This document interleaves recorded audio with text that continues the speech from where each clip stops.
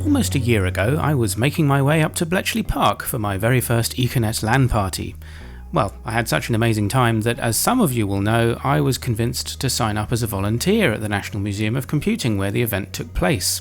And fast forward to this year, in my capacity as a volunteer, I was part of the Acorn team helping to organise the Econet LAN Party 2026. This was the fourth such party since the museum started hosting the event back in 2023, and we volunteers arrived early on the Friday to get the meeting room prepped and tested in time for our first arrivals on Saturday morning. The full complement of Acorn machines were well represented, from Atoms to RISC PCs and everything in between.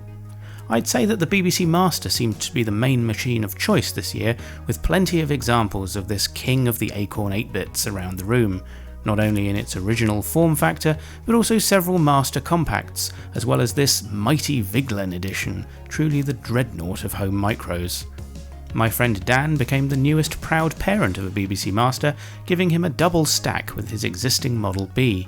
Of course, both of these machines looked enormous when set side by side with his latest iteration of the Mini Beeb, this time sporting a Picovitec Cub monitor, displaying an excellent Pi-powered slideshow of classic Beeb images. The detailing on the curved screen bezel was particularly impressive. Dan wasn't the only one stacking, of course. Elliot's own 4-arc high tower was definitely testing the resistance of his table. Even I was no exception on the stacking front, having been inspired by Richard's triple stack from last year.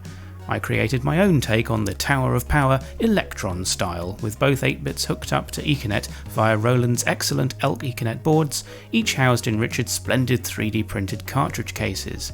This meant I could play Elite and send rude messages via Star Notify at the same time. Marvellous. Not every Electron was all it seemed. I spotted this one, which actually turned out to be an Atom hiding inside a repurposed Elk case. Sneaky. Ian demonstrated his Domesday setup, which comprised a BBC Master fitted with Beeb SCSI hooked up to his laptop emulating the Laserdisc player. He even had some of the test pressings of the original Domesday discs with him in immaculate condition. This is all part of his quest to emulate the full Domesday machine experience, including obtaining the highest fidelity images that he can get from multiple copies of these laserdiscs. Our Econet behaved itself this year with all 3 nets up and running from the start. This meant we could all get our respective Acorns connected and start taking advantage of the Econet offerings. In what has fast become a LAN party tradition, the Elite scoreboard was in operation throughout, letting us send our scores and see who could get the highest over the course of the weekend. I think I might even have won this year's competition, at least when I last checked. On the gaming front, we also had our inaugural Capture the Flag game, a cybersecurity-style timed competition put together by fellow volunteer Lee and involving plenty of connections to various file servers distributed across the museum's network and the Econet cloud using your own personal agent ID card. Speaking of file servers, we had quite a few in the room, including this 3D printed file store, Daniel's original MDFS, and this one-of-a-kind titan of a file server brought along by SJ Research's own Andrew Gordon. He's in the process of restoring it, in fact you can see some of the battery damage here, and he's making excellent progress. Hopefully by next year's Econet LAN Party it will be up and running again, which would be wonderful to see. Another one-of-a-kind item on display was Jake's Brainwave 2000, a logic analyzer prototype which he discovered online, and which runs via the user port on a BBC Micro.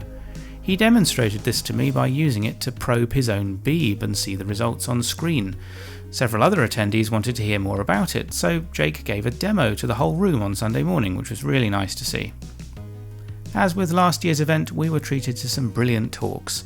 On Saturday, we had Acorn's very own Chief Engineer and Employee Number 1, Chris Turner, aka CBT, who spoke to us about his career at Acorn, sharing his memories, reflections and photographs. He brought considerable product rigour and engineering discipline to the company, effectively creating the Acorn way of doing things, as Andrew put it. In the afternoon, fellow volunteer Phil gave us a sheep dip in all things transputer, demonstrating how you could more than double the processing power of your Archimedes back in the day without having to fork out for a second Archimedes. Tony, another volunteer who was on site at the museum on Saturday, kindly offered to give us an impromptu talk about the EDSAC, so a group of us headed over to the First Generation Gallery to listen. The museum's EDSAC rebuild has been a work in progress for some years, and it was fascinating to hear all about this serial computer. If you're ever at the museum of a weekend, it's a must-see exhibit. In the meantime, do check out his EDSAC talk from EMF Camp back in 2018, linked to in the description below. On Sunday, Robert Smallshire talked to us about disassembling the Acorn NFS ROM as part of his quest to write an Econet game. I was personally blown away by his approach, and have come away from the event with a lot of food for thought, particularly with regards to Claude Code. After lunch, we were all a little bit awed by the arrival of Steve Furber, Professor Emeritus and Principal Designer of both the BBC Micro and the ARM chip. His talk, From Arms to Brains, included not only his career at Acorn, but what he's been doing since, including the fascinating Spinnaker project, a million processor computer, ARM chips naturally, used for modelling the brain. Steve Furber, Chris Turner and Andrew Gordon all generously agreed to sign our books and machines, meaning I was able to get my own BBLID signed, a genuine privilege. A signed BBLID wasn't the only thing going home with me from the event. I managed to pick up several books and software, including White Knight Mark II, in beautiful condition as you can see, an advanced DFS user guide, the BBC Micro Revealed by Jeremy Ruston, and, my personal favourite, a Scion Acorn crossover spotted by Graham in the form of VuCalc on cassette. I was also able to pick up one of Ken Lowe's BBC Integra B boards from the man himself, who also very kindly gave me a demonstration of it and the various things that you can do with it. Now I just need to get my own Beeb fixed in order to take full advantage of it. Well, at this point in the video last year I thanked the volunteers for running the event, and I want to do exactly the same this year. My own contribution pales into insignificance next to all of the hard work that they put in, something which I am now all the more aware of, having helped in my own small way.